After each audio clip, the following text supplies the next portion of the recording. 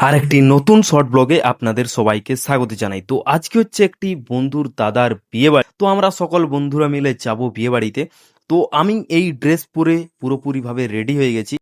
তো আমরা গেট দিয়ে সোজা ভিতরে চলে যাই, আর যে পর কিছু ছবি তুলি সেগুলো তোমরা দেখে। ছবি তোলাতুলির পর আমরা সোজা চলে যাই খাওন দাওনের কাছে।